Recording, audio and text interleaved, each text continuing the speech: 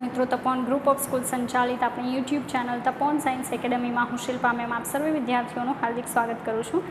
JEE NEET 11 science chemistry chapter P block elements P વિભાગના તત્વો. ચાલો પી વિભાગના તત્વોની અંદર આપણે જે બોરોન સમૂહ કાર્બન સમૂહ જે છે કાર્બન સમૂહના તત્વોના રાસાયણિક ગુણધર્મો જોવાના છે. બરાબર, કેમિકલ પ્રોપર્ટીઝ છે એનું આપણે સ્ટડી કરશું. ઓકે, ચાલો એમાં ફર્સ્ટ વન છે હવા પ્રત્યેની પ્રતિક્રિયાત્મકતા. હવા પ્રત્યેની પ્રતિક્રિયાત્મકતા. રેડી? તો હવા પ્રત્યેની પ્રતિક્રિયાત્મકતામાં શું છે કે સમૂહ 14નું તત્વ પ્લસ ઓક્સિજન સખત ગરમ કરતાં એમાંથી ઓક્સાઇડ બને છે. ઓક્સાઇડ સંયોજન છે બે ટાઈપના છે, લાઈક MO2 ઓર MO.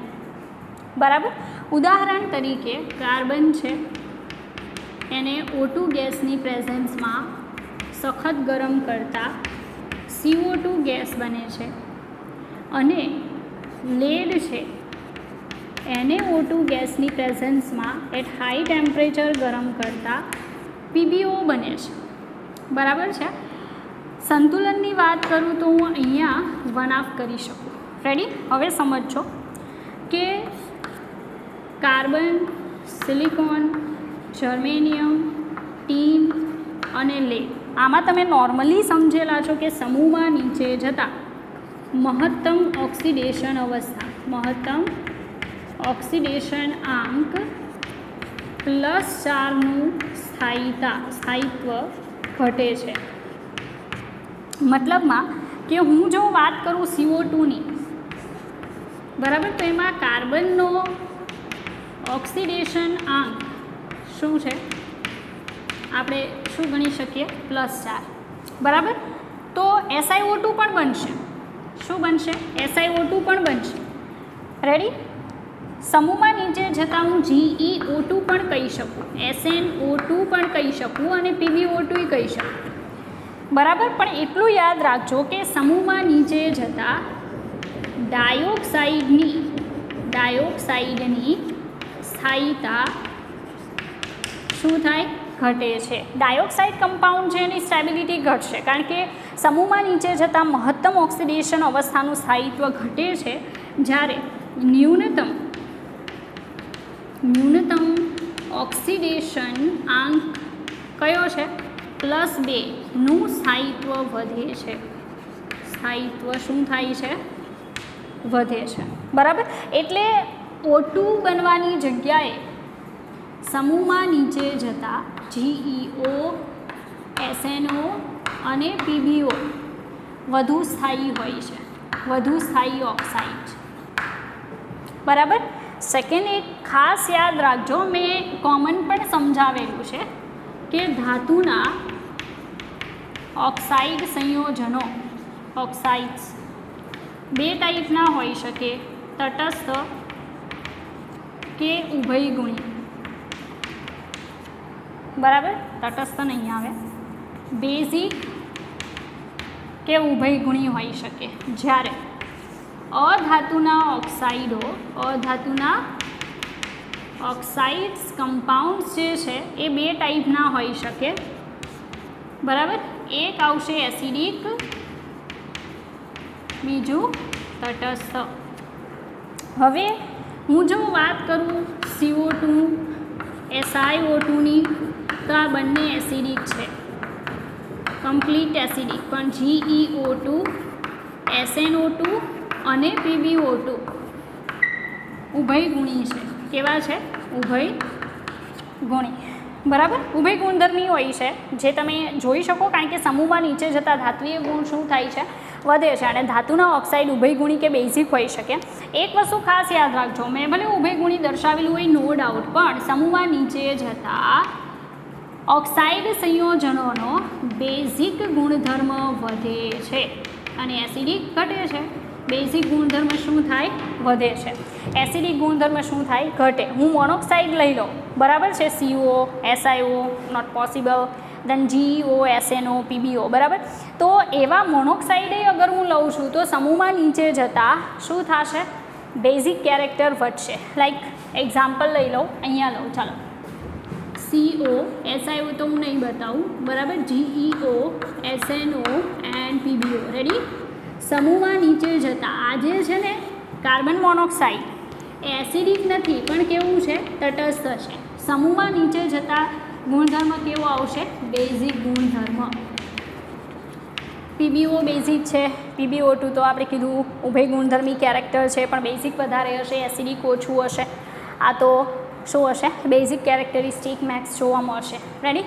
ચાલો, તો આ તમે જોઈ શકો ઓક્સાઇડ કમ્પાઉન્ડ છે, મતલબમાં સમૂહ નંબર 14ના તત્વોની હવા પ્રત્યેની પ્રતિક્રિયાત્મકતા. ફરી પાછું, સમૂહ 14નું એલિમેન્ટ છે O2ની પ્રેઝન્સમાં એટ હાઈ ટેમ્પરેચર આપણે જો એને ગરમ કરશું તો ડાયોક્સાઇડ ઓર મોનોક્સાઇડ ફોર્મ થઈ શકે.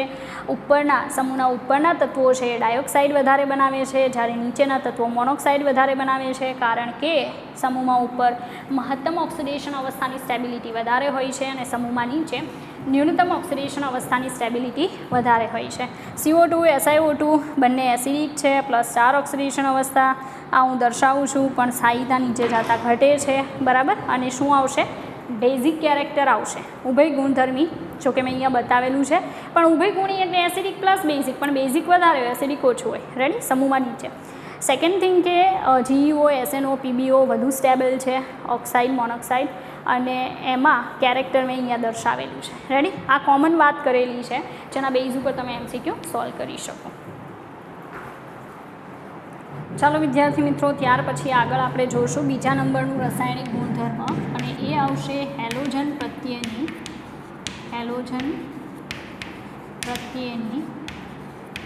પ્રતિક્રિયાત્મકતા. બરાબર.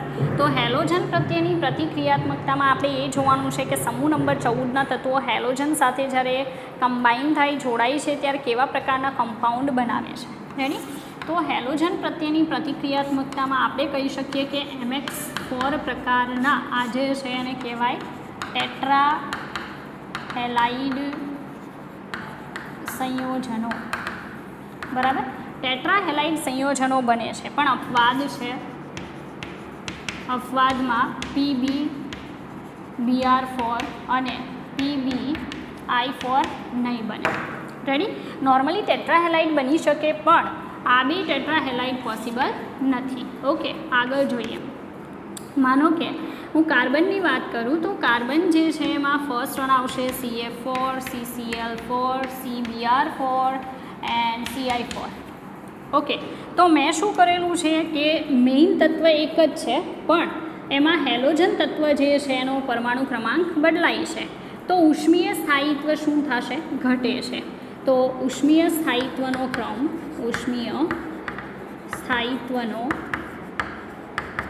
હવે ઘણા લોકોને ઉષ્મીય સ્થાયિત્વ ખબર નહીં હોય. ઉષ્મીય સ્થાયિત્વનો મતલબ એમ થાય કે કોઈ સંયોજન અગર હું લઉં છું અને એને હું ગરમ કરું છું ને જો બહુ ઓછા તાપમાને એનો અણુ તૂટી જતો હોય, બરાબર છે, તો એનું ઉષ્મીય સ્થાયિત્વ એકદમ ઓછું કહેવાય. પણ કોઈ અણુ હું લઉં છું અને બહુ હાઈ ટેમ્પરેચરે ગરમ કરું છું, તેમ છતાંય એનો અણુ છે એ તૂટી નથી જતો, તો એ ઉષ્મીય રીતે ઘણો સારો સ્ટેબલ છે એવું કહી શકાય.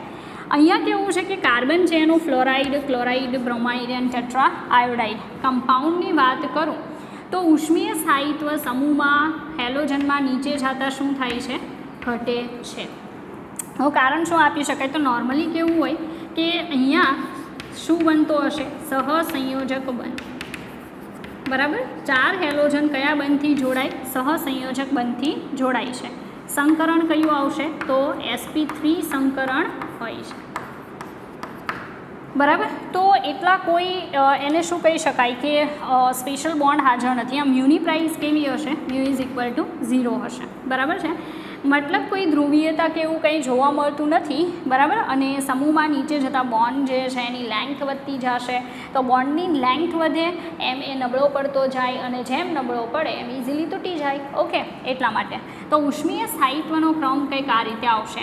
ઇનકેસ હું સિલિકોનમાં આપું તો SiF4 નો ઉષ્મીય સ્થાયિત્વ બધાથી વધારે SiCl4, then SiBr4 and then SiI4. Okay, તો આ ઉષ્મીય સ્થાયિત્વનો ક્રમ છે જે એકદમ નોર્મલી આ જ રીતે રહેશે બધા એલિમેન્ટ્સ માટે. આગળ વધીએ ચાલો. સેકન્ડ કે સમૂહ 14માં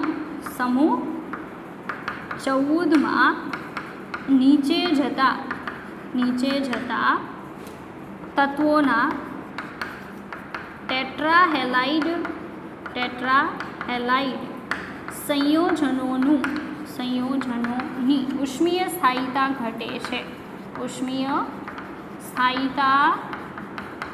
ઘટે છે. બરાબર. એક્ઝામ્પલ લઈએ. એક્ઝામ્પલમાં આપણે શું આપી શકીએ કે લાઈક કાર્બન છે તો CH4 એનું સૌથી વધારે ઉષ્મીય સ્ટેબિલિટી SiX4, દેન કાર્બન સિલિકોન જર્મેનિયમ GeX4, પછી SnX4 અને PbX4. બરાબર. તો સમૂહમાં નીચે જતા જેમ જેમ મધ્યસ્થ પરમાણુ છે એનો પરમાણુ ક્રમાંક વધશે એમ આ જે હેલાઇડ કમ્પાઉન્ડ છે એનું ઉષ્મીય સ્થાયિત્વ શું થશે? ઘટે છે. સિમ્પલ. સેમ કન્ડિશન છે, સહસંયોજક બોન્ડ ફોર્મ થશે, sp3 સંકરણ થશે. પણ એક બીજી બાબત કહી દઉં કે આ સંયોજનોમાં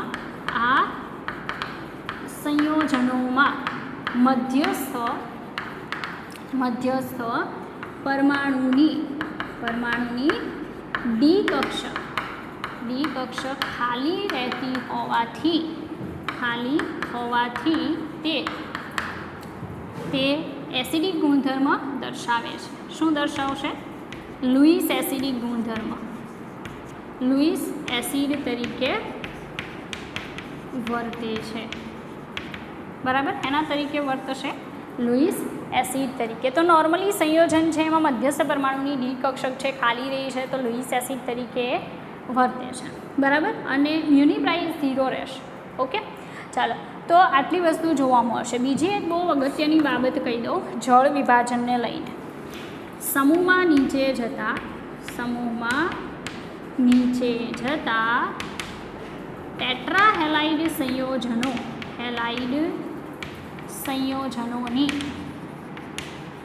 જળ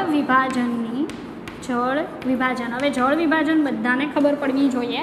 પાણીનો અણુ ઉમેરાઈને કંઈક નવું કમ્પાઉન્ડ ફોર્મ થવાની પ્રક્રિયા. તો જળ વિભાજનની વૃત્તિ ઘટે છે.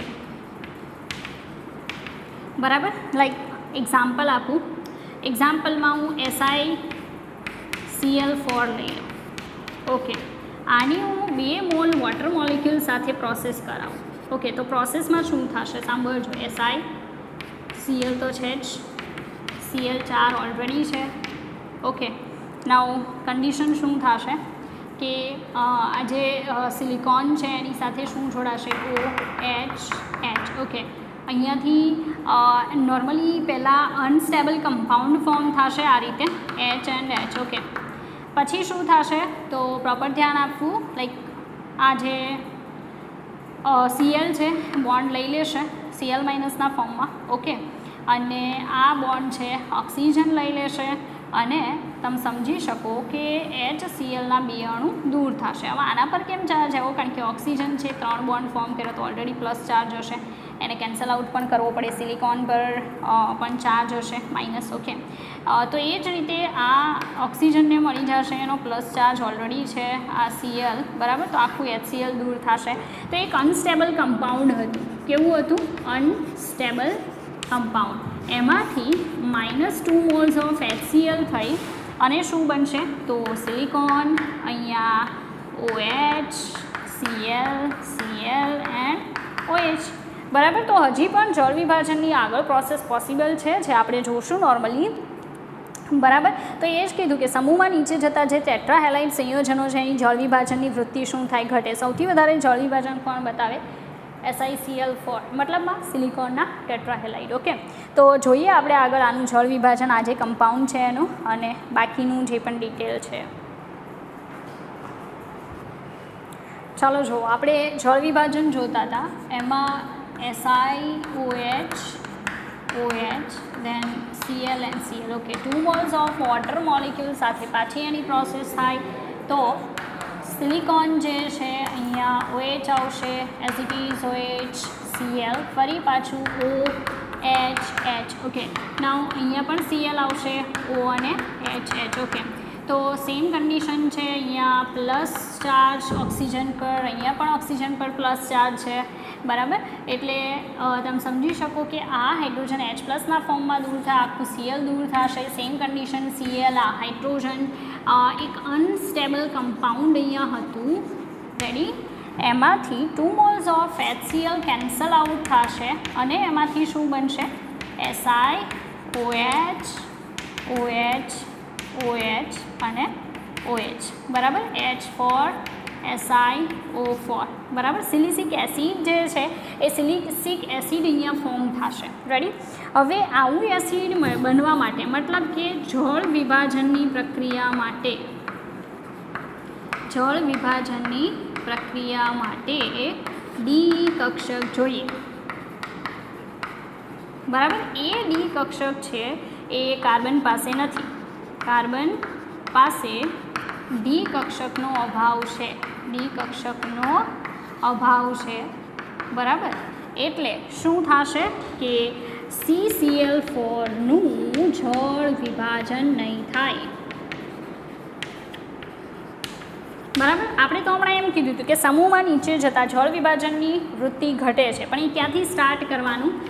SiX4નું જળ વિભાજન મેક્સ, ત્યાર પછી germanium GeX4, SnX4 and PbX4. Okay, તો આ જળ વિભાજનની વૃત્તિ માટેનો ક્રમ મેં આપેલો છે. ઓકે, આગળ આપણે જોશું કે ડી કક્ષકની હાજરીના કારણે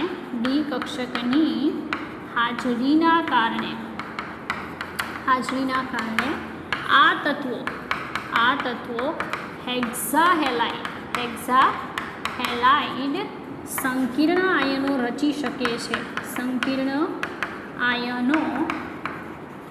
શકે છે, બરાબર. એક્ઝામ્પલ જોઈએ, લાઈક SiF6 2-, બરાબર.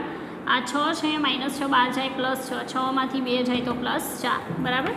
સિલિકોન પછી GeF6 2-, ત્યાર પછી GeCl6 2-, ઓકે, SnCl6 2-, રેડી.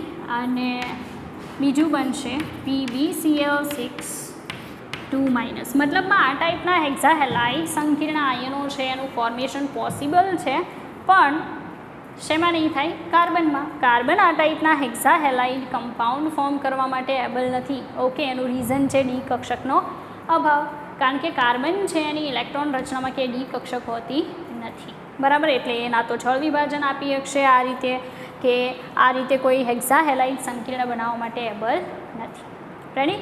એક બીજી પ્રોસેસ કહેવાની રહી ગઈ કે MCQ હતો કે સમૂહ 14ના જે તત્વો છે, 14ના તત્વનો ડાયહેલાઇડ એટલે MO2. એની પ્રક્રિયા જો હું આલ્કલી સાથે કરાવું, NaOH સાથે કરાવું, તો મારી પ્રોડક્ટ શું હશે? તો ખાસ યાદ રાખજો કે કોઈ પણ ડાયહેલાઇડ લઈ લઉં સમૂહ 14ના તત્વનું, એની હું NaOH સાથે પ્રોસેસ કરાવું તો હંમેશા બનશે Na2MO3 પ્લસ શું બને? H2O. Na2MO3 સોડિયમ સોલ્ટ બનશે. એક્ઝામ્પલ તરીકે માનો કે હું CO2 ગેસ લઉં, એની પ્રક્રિયા હું NaOH સાથે કરાવું તો બની જશે Na2CO3 plus H2. Na2CO3 plus H2O બને સંતુલનમાં. અહીંયા 2, અહીંયા પણ કેટલા આવશે? 2. બાકી તો તમારી સામે છે, તમે સમજી શકો, રેડી. ઓકે, તો આ હેલોજન પ્રત્યેની પ્રતિક્રિયાત્મકતા છે. આ એક MCQ તમને કીધું, આ ટાઈપનો MCQ જે છે, બરાબર, એ પૂછાયેલો હતો, તો એ મેં તમને સમજાવી દીધું, રેડી.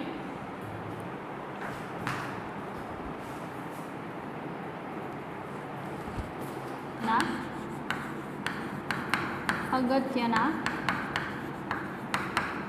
સંયોજનો, બરાબર. કાર્બનના અગત્યના સંયોજનોમાં પહેલું જ આપણે જોશું CO2, બરાબર. CO2 છે, નોર્મલી બધાને ખ્યાલ હશે એની બનાવટ. બનાવટ છે કે આપણે કેલ્શિયમ કાર્બોનેટ છે, ચૂનાનો પથ્થર, ચૂનાનો, બરાબર. તો આ જે ચૂનાનો પથ્થર છે એને આપણે હાઈ ટેમ્પરેચરે શું કરીએ? ગરમ. તો એમાંથી calcium oxide solid plus carbon dioxide gas બને છે, બરાબર. તો CO2 ગેસ આ રીતે ફોર્મ થઈ શકે છે. બીજું, આ પહેલી બનાવટ હતી. બીજી બનાવટ કે ઊંચા તાપમાને પૂરતી હવાની હાજરીમાં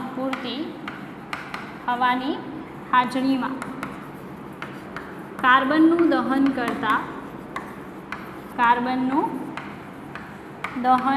કરતા CO2 ગેસ બને છે. રેડી? તો carbon solid plus O2 gas at high temperature શું બનશે? CO2 gas. તો મતલબમાં CO2 ગેસ આ રીતે ફોર્મ કરી શકાય. ભૌતિક ગુણધર્મો, ફિઝિકલ પ્રોપર્ટીઝ, ભૌતિક ગુણધર્મો, બરાબર.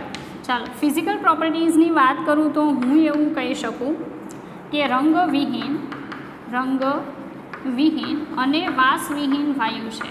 વાસવિહીન વાયુ છે, બરાબર. તો રંગવિહીન અને વાસવિહીન ગેસ છે, કોઈ સ્મેલ નથી હોતી કે કોઈ કલર નથી હોતો. સેકન્ડ, 50 થી 60 વાતાવરણના દબાણ હેઠળ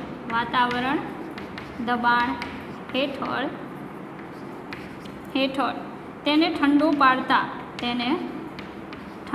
પાડતા તે ઘન સ્વરૂપમાં ફેરવાય છે, બરાબર. સોલિડ ફોર્મમાં આવે છે અને એ જે ઘન સ્વરૂપ છે એને શું કહેવામાં આવે છે? સૂકો બરફ, ડ્રાય આઈસ કહેવામાં આવે છે. સૂકો બરફ એવો છે કે એને હવામાં ખુલ્લો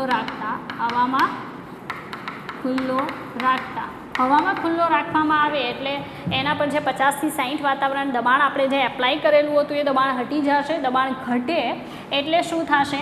એ પ્રવાહીમાં ફેરવાવાની જગ્યાએ, પ્રવાહીમાં રૂપાંતરણ પામવાની જગ્યાએ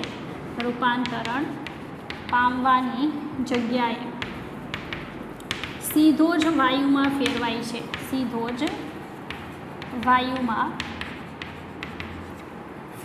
છે. બરાબર. સીધું એનું ગેસિયસ ફોર્મમાં કન્વર્ઝન પોસિબલ બનશે, બરાબર. સૂકા બરફનું એ કોઈ દહનશીલ કે દહન પોષક નથી એટલે અગ્નિશામક તરીકે વપરાય છે.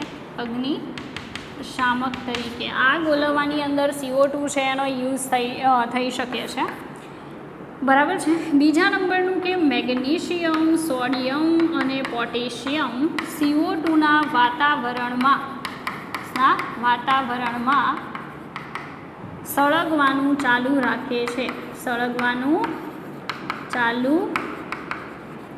રાખે છે, બરાબર. એક્ઝામ્પલ તરીકે માનો કે મેગ્નેશિયમ છે, CO2 સાથેની પ્રોસેસથી MgO પ્લસ કાર્બન બનાવશે, બરાબર. સંતુલનમાં અહીંયા 2 આવશે, અહીં પણ કેટલા આવશે? 2. હવે આજે છે એની પ્રક્રિયા જો કરાવવામાં આવે CO2 સાથે, બરાબર, તો એમાંથી MgCO3 બનશે. રેડી? એટલે કાર્બન સાથે આગળ પણ પ્રોસેસ ચાલુ રાખી અને શું બની શકે? MgCO3, બરાબર. કાર્બોનેટ બનશે એટલે 2 ઓક્સિજન છે એટલે હવાની હાજરીમાં. રેડી? MgCO3. આ જ રીતે સોડિયમ, પોટેશિયમ જે છે એ Na2CO3 કે K2CO3 એમ કાર્બોનેટ જે છે એ ફોર્મ કરી શકે. મતલબ મેગ્નેશિયમ, સોડિયમ, પોટેશિયમ CO2ના એટમોસ્ફિયરમાં સળગવાનું શું રાખશે? ચાલુ રાખશે. એ સળગવાનું બંધ કરી દેતા નથી. બાકી CO2 જે છે અગ્નિશામક તરીકે કામ કરે છે. બીજું આગળ જોઈએ કે નોર્મલી CO2 ગેસ જે છે એ ગ્રીનહાઉસ ગેસ છે, બરાબર. તો ગ્રીનહાઉસ ગેસ હોવાના કારણે નોર્મલી એમ કહી શકાય કે એટમોસ્ફિયર છે એમાં પોલ્યુશન ક્રિએટ કરવાનું કામ એ કરે છે CO2, બરાબર. બીજા નંબરનું CO2 જે છે કેલ્શિયમ હાઇડ્રોક્સાઇડ, મતલબમાં ચૂનાનું નીતર્યું પાણી જે છે એમાં શોષાય છે. CaOH ટ્વાઇસ દ્વારા એનું શોષાય છે, બરાબર. કેલ્શિયમ હાઇડ્રોક્સાઇડ જે છે એમાં એ શું થશે, શોષાય છે. ઓકે, ફરી પાછું કે કેલ્શિયમ કાર્બોનેટનું આપણે વિઘટન કરાવીએ કે કાર્બન છે એનું પૂરતી હવાની હાજરીમાં દહન કરાવીએ, આપણને CO2 મળી શકે. રંગવિહીન વાસવિહીન છે, હાઈ પ્રેશરે એ સોલિડમાં કન્વર્ટ થશે, જેને ડ્રાય આઈસ કહેવામાં આવે છે. એ સૂકો બરફ છે એ હવામાં ખુલ્લો રાખીએ તો સીધું એમાં કન્વર્ઝન થશે ગેસની અંદર. ઓકે, અને એ શીતક તરીકે પણ યુઝ થાય છે. દહનશીલ કે દહન પોષક નથી, મતલબમાં આગ ઓલવવાના કામમાં વાપરી શકાય. મેગ્નેશિયમ, સોડિયમ, પોટેશિયમ છે એ CO2ના એટમોસ્ફિયરમાં દહન એનું ચાલુ રહેશે. ઓકે, પ્રોસેસ તમારી સામે છે. મેગ્નેશિયમ CO2 સાથે MgO પ્લસ કાર્બન હજી પણ હવાની હાજરીમાં ગરમ કરો તો MgCO3. રેડી? તો ત્યાર પછી આગળ આપણે જોશું એના રાસાયણિક ગુણધર્મો. ચાલો, કેમિકલ પ્રોપર્ટીઝ છે એમાં આપણે એવું કહી શકીએ કે કાર્બન સોલિડ જે છે એને CO2 સાથે, મતલબ CO2ને જ કાર્બન સોલિડ સાથે ગરમ કરતાં 2 moles of carbon monoxide gas જે છે એ પ્રોડ્યુસ થઈ શકે છે. બીજું, CO2 ગેસ છે એને આલ્કલી સાથે NaOH સાથે જો પ્રોસેસ કરાવવામાં આવે તો Na2CO3 પ્લસ બનશે H2O, આ 2 મોલ્સ ઓફ. બરાબર. તો આ રીતે આગળ કે CO2 ગેસ, તમે હેનરીનો નિયમ ભણી ગયા હશો. બરાબર. સોલ્યુશનવાળું લેશન જરીવાલા સર જે ચલાવે એમાં હેનરીનો નિયમ આવશે વાયુમય દ્રાવ્યની પ્રવાહી દ્રાવકમાં દ્રાવ્યતા માટે. બરાબર. તો CO2 ગેસ જે છે એ પાણીમાં નીચા દબાણે ઓછો દ્રાવ્ય પરંતુ ઊંચા દબાણે દ્રાવ્યતા વધે છે. બરાબર. તો તમે સોડા પીતા જ હશો ને. બરાબર. એ જે સોડા છે એ શું હોય તો CO2 gas plus H2O liquid, high pressure. Okay, high pressure. તમે જોતા જ હશો કે જે પણ આપણે સોડા કે સોફ્ટ ડ્રિંક લઈએ છીએ એ બધામાં CO2 ગેસને પ્રેશર આપીને જે પણ લિક્વિડ છે એમાં ડિઝોલ્વ કરેલો હોય છે. ઓકે, તો હાઈ પ્રેશર એટલે H2CO3 એક્વિયસ. આને કહેવાય કાર્બોનિક એસિડ. બરાબર. તો કાર્બોનિક એસિડ જે છે એ કાર્બન ડાયોક્સાઇડને H2માં ડિઝોલ્વ કરીને ફોર્મ કરેલું હોય છે. બરાબર. કાર્બોનિક એસિડ જે છે હકીકતમાં જ્યારે સોડાની બોટલ જે છે, બરાબર, એમાં કેટલા આયનો હોય તો H2CO3 પોતે હોય છે, HCO3 માઇનસ, CO3 2 બરાબર. આટલું હોય. કઈ રીતે તો H2CO3 જે છે એમાંથી એક H plus aqueous plus HCO3 minus aqueous. યાદ છે ને કે આ આપણું એસિડ છે. બરાબર. તો વોટર શું હશે, બેઝ. હવે એસિડ એક H પ્લસ કેન્સલ આઉટ કરીને જે પણ બનાવે કોન્જ્યુગેટેડ શું હોય, કોન્જ્યુગેટેડ બેઝ. પણ હકીકતમાં એ એસિડ જ છે કારણ કે હજી પણ એક H પ્લસ છે. બરાબર. Reversible process H2O. Reversible arrow એટલા માટે બતાવેલો છે કારણ કે નિર્બળ ડાયબેઝિક એસિડ છે એટલે હજી પણ એક H plus aqueous cancel out થઈને શું બનશે, CO3 2 એક્વિયસ. આ પણ કોન્જ્યુગેટેડ બેઝ. રેડી? ચાલો, તો તમે જોઈ શકો કેટલા આયનો હશે. એક તો HCO3 માઇનસ હશે, CO3 2 માઇનસ હશે, H2CO3 પોતે હશે. આટલા આયનો સોડાની બોટલમાં હોય. હવે એવું કઈ રીતે કહી શકું કારણ કે એ રિએક્શન રિવર્સિબલ છે. રિવર્સિબલ પ્રોસેસીસ ક્યારેય કમ્પ્લીટલી પૂરી નથી થતી એટલે તમને આટલા આયનો અંદર જોવા મળે. બરાબર. ઓકે, નાવ H2CO3ની વાત કરું તો C double bond OH. Okay, carbon છે એનું સંકરણ કયું તો sp2 કારણ કે 1 2 ને 3 બોન્ડ છે, 3 બોન્ડ હોય તો sp2. પછી HCO3 એટલે C ડબલ બોન્ડ O, એક OH અને એક O માઇનસ. બરાબર.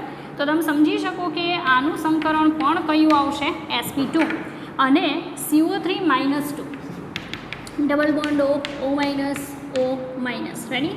તો આ જે છે એનું હાઇબ્રિડાઇઝેશન આપણે જોઈએ તો એ હાઇબ્રિડાઇઝેશન કયું જોવા મળશે, બરાબર, કાર્બનનું. તો same as it is sp2 hybridisation જોવા મળશે. શેપ ચેન્જ થશે એ અલગ વાત છે. રેડી? તો આટલા આયનો હોય છે, આ એનો હાઇબ્રિડાઇઝેશન છે, સ્ટ્રક્ચર તમારી સામે છે. ઓકે, તો CO2 જે છે એ CO2 ને લઈને આટલું તમારે જોવાનું છે.